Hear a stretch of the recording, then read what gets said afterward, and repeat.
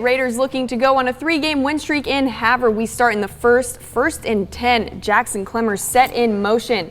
Blake Asciutto gets the snap.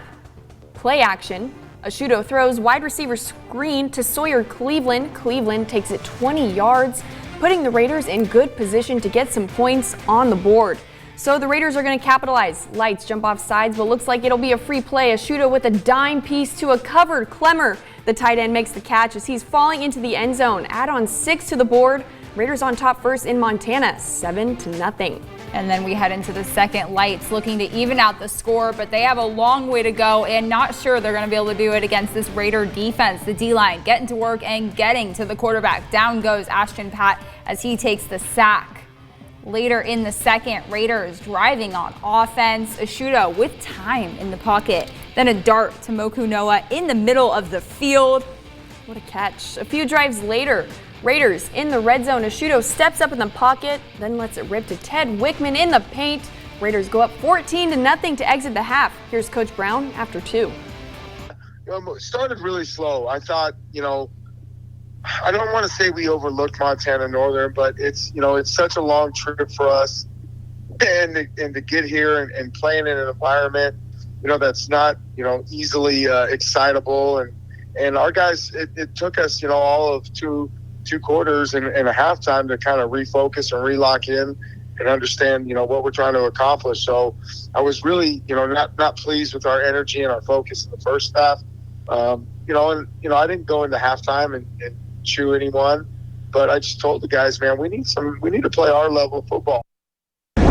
Back after half, the Raiders get a quick one on the board courtesy of Moku Noah, and minutes later, 21-0, Spencer Cuffle reads this play perfectly. The king of interceptions. This time it's a pick 6 for the safety, turning defense into offense. That's his 5th pick of the season. 28-0 now.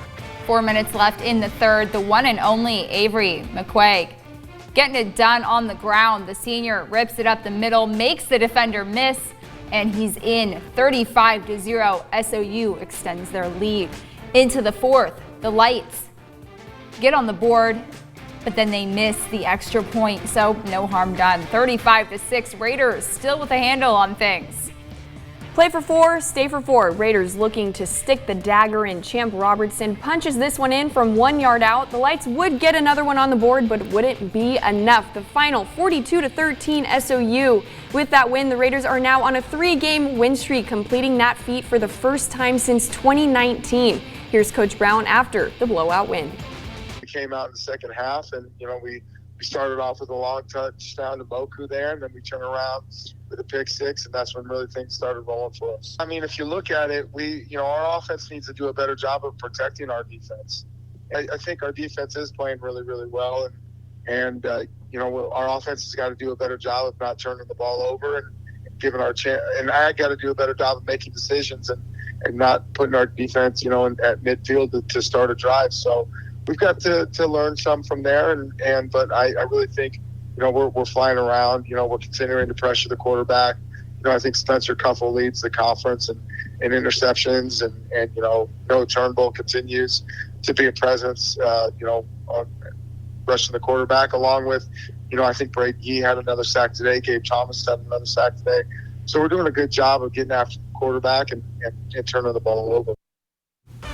Here's a look at that stat sheet from the SOU's win. The Raiders compiled 419 total offensive yards, putting it up 42 points. Blake Asciutto, 18 of 30 with 266 yards. Moku Noah led the Raiders in receptions with 6 for 156 yards and 1 touchdown. On the ground, Avery McQuaig had 11 carries for 62 yards and a touchdown. And on defense, Gabe Thomas and Braden Yee both with multiple tackles for losses and a sack, along with Spencer Cuffle and his pick 6. And coming up a week from today, the Raiders are back at home welcoming in the Carroll Fighting Saints. Carroll played College of Idaho this afternoon. Fighting Saints were ranked number 6 heading into this matchup. The Yotes were ranked number 9. College of Idaho came out on top with a final of 35-21. That was a big win for those two teams as they both shared the FC title last year. And another shocking loss today in the Frontier Conference. Montana Tech fell 28-21 against Rocky Mountain, a team the Raiders handled quite easily a few weeks ago. SU is now tied for 4th place with the Ore Diggers. Stand it on up, we got it! Woo! We win, we sing, here we go! 1, 2, SOU! Where the hills in kingly splendor tower to the sky. There's a college we remember, her fame never dies. Southern Oregon, alma mater, highest praise to thee. May the Raiders ever be loyal to thy memory. Here we go, fellas! And pride SOU, 1, 2, 3, 1, 2, 3, 1, 2, 3, SOU.